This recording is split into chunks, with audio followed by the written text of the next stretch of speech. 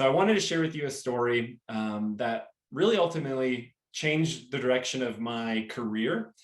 So the best book I have ever read on public speaking is the book called Speak Like Churchill, Stand Like Lincoln by James C. Humes. It is the best book you will ever read on public speaking. It's called Speak Like Churchill, Stand Like Lincoln by a man named James C. Humes. Now, James, he's the book actually that book, it helped me win the World Championship of Public Speaking back in 2012. So really, it did change my life.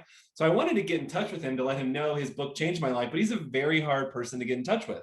He was the head speechwriter for President Ronald Reagan and for Nixon and for Ford. He has 20 best-selling books on leadership and storytelling, but I finally found somebody who knew somebody who had an email, who had a phone number, who had his email, and they gave it to me. And so I reach out and I say, Mr. Humes, your book, it has changed my life. Anytime I get the chance to talk to you, it would mean the world to me. I send this email out, and 1 hour later, he writes me back and he says, sure, Ryan, why don't you come to my house and we can talk? And I'm like, what? Where do you live? And he lives 2,000 miles away from me. So I buy a plane ticket to go meet this man because I save up. This was like back in the day when I had no money. So I save up, I fly to go see him. I pull up into this huge driveway. I take my rental car keys out. I review every single question that I have. I'm ready for this interview. I go up, I knock on the mahogany door. The mahogany door swings open and Mr. James C. Humes, my idol in public speaking, is standing right in front of me. And you can tell in his face, because I'm just like this, I'm like, oh my God, you're real. And you can tell in his face, like, why did I invite this kid to my house? So he like motions me in, and I'm like super geeking out over him. I'm like, oh my gosh, this is amazing. But I'm not saying anything. I'm like, Ryan, you speak for a living. Say something, man. This is like awkward energy. So I put my keys on this old wooden desk right next to his front door. And there's an antique photo on the desk, and I'm like, perfect. This is someone from his family. We'll talk about his family. People love to talk about family. So I look at the photo and I go, oh, Mr. Humes, is this someone from your family? And he goes, no, that would be Christopher Columbus. And I was like, totally, yeah, I knew that. I was joking. Stay in school, Bellevue University, what? And and then he said, and actually, the desk that you set your keys on, that desk belonged to Christopher. I was like, really? That is so interesting. And I take my keys off. We walk around his house, and he has artifacts in his house that I know for a fact any museum in the world wish that they had. You know, Neil Armstrong, first man that landed on the moon. Nixon asked James to write the words that are on the plaque of the moon. So the plaque that's sitting on the moon, those are James C. Humes's words, and him and Neil became buddies. He has artifacts from Apollo 11 that Neil snuck to him and gave him, just like sitting on his coffee table. So you walk into his living room, and there are 20-foot ceilings. And when you walk in, there are photos of, there's this wall with photos of him standing next to every king, every queen, every world leader you can possibly comprehend. And they're all hand signed that say, James, thanks for the speech. Thanks for the meeting. Can't wait to see you again. And he sits down and he talks to me for 5 hours. He gives me 5 hours of his life. And I'm asking him question after question. And I stop and I say, Mr. Humes, I have to ask you something. Why did you dedicate your life to communication? Like you could have studied anything. You could have studied business, politics, sales, leadership. Why are you so focused on communication? And he sets his Evian down and he looks at me and he says, Ryan, do you want to be a leader? I'm like, no, I want to be the leader. But I'm like, yes, I want to be the leader. And he says, look, I'm going to tell you something that's absolutely so simple. When I tell most leaders this, they don't do anything with it because it is so simple. But when you do something with what I'm about to tell you, your photo will be put up on that wall one day with all the rest of them. And I was like, okay, what's up? And I like get my voice recorder out, I get my pen and paper out. I'm like, I'm about to get the secret of secrets from my idol. This is like the best day of my life. And so I go, okay, Mr. Humes, tell me I'm ready. And he tells me this. He goes, look, the better communicator you are, the more influence you have. okay, what else? And he was like, that's it. That's it. The better communicator you are, the more influence you have. And then he says, I can't tell you how many leaders, politicians, entrepreneurs, people who I interact with on a regular basis that they think they know how to talk, so therefore they think they know how to communicate. And that's not true. Yet every single person on that wall, they know how to strategically communicate to get you to take action, to influence you, to buy from them, to vote for them. And it ultimately changed the direction of my life. After that meeting, I dedicated my life to studying strategic communication because it has improved every area of my life. And he is right. I have been able to increase my influence solely because I have improved my communication capabilities and abilities. But the better thing Mr. Humes taught me was the importance of reaching out. We have to reach out to people who have changed our life. We have got to reach out to people who we see and we go, how can they do that? Well, they can do that because they're human too. And there's several ways and things of people who we should be reaching out to. The first one is we should be reaching out to people who need it.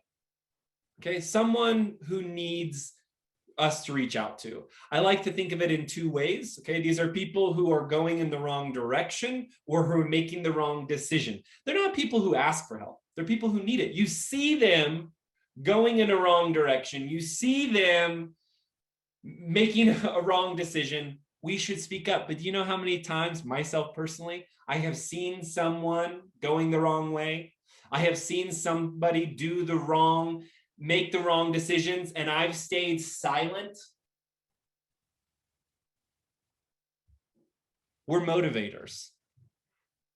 We are on this call because we believe in the power of being able to influence people. But how can we call ourselves motivators if we're not reaching out to people who need it? Reach out to somebody who needs it. Give them some direction. Let them know a decision that they're making is about to be something that could be harmful. Now, here's the thing. You're not responsible for the decision or the direction that they take. But we are responsible for speaking up when there are people in our community or in our lives who can help and we can make their lives better. Who is one person you can reach out to this week that needs it, that you've been silent because you've been watching them make a decision versus going and helping them make a better decision? The other concept too of this is someone who wants it. That's a very different person. This is somebody who asks for help, but sometimes we ignore it. Sometimes we simply ignore the ask because we're too busy or we're focused, but these are people in our community who might want it. And they want something to better their lives. And there's 4 ways of how we can give back to people who want it, who we can reach out to people for, okay? So we can give our time, we can give our money, we can give our resources, or we can also give our connections. We forget sometimes that connections is an opportunity to provide people with. It might not be the us who helps. It might be someone else, but without that connection, without that person who didn't give me a phone number, who didn't give me an email, who gave me another email, I wouldn't have been able to contact Mr. Humes. But we have to ask and we have to understand, every single one of us, I don't care where we're at in life, we have access to one of those 4 things. We have access to time, we have access to money, we have access to resources, or we have access to connections. Who is one person who is asking for help in our life right now that we can give back to, and we can give one of those 4 things to reach out to them and to give them things.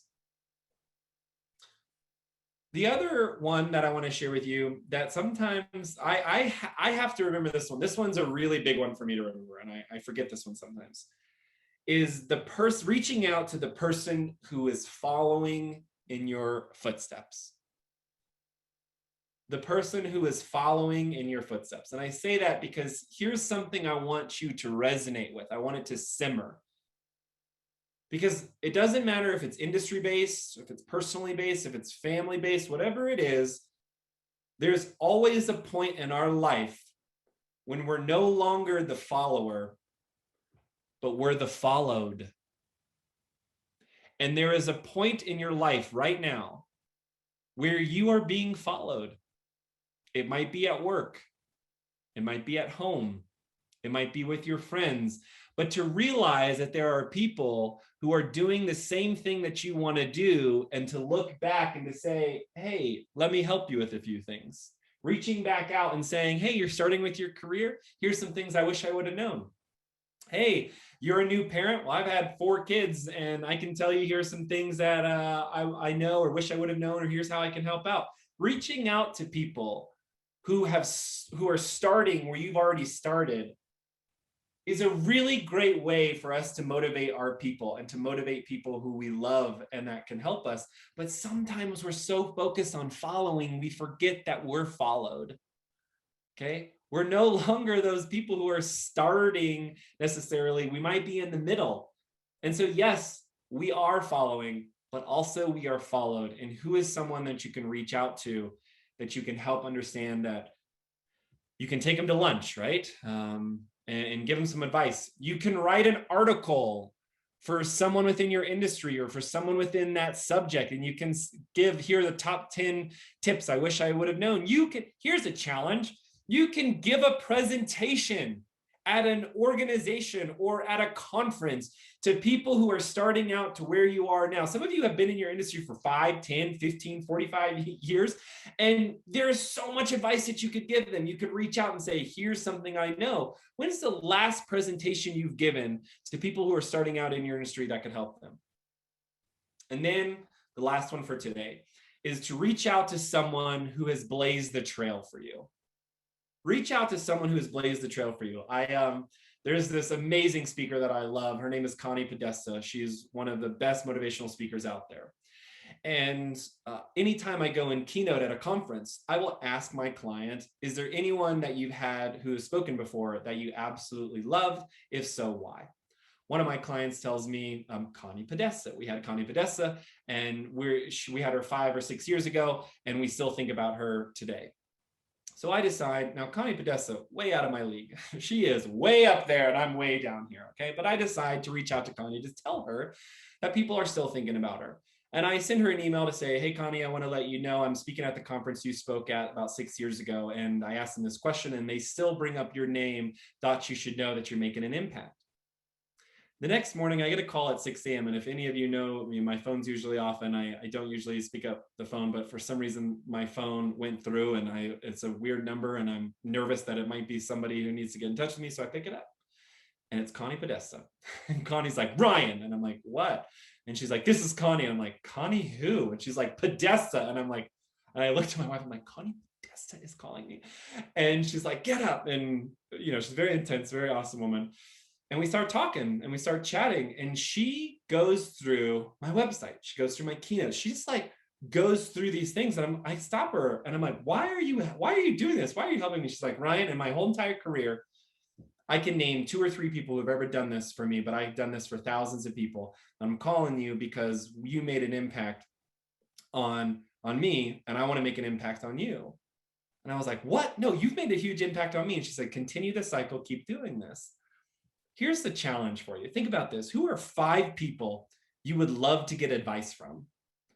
Who are 5 people you would love to get advice from? Reach out. Reach out to those 5 people. You will be surprised by who and how they might get in touch with you. Okay? That's what I wanted to remind you of this week, is to reach out to someone who needs it or wants it. Reach out to someone who's following your footsteps or blazing the trail. Reach out this week.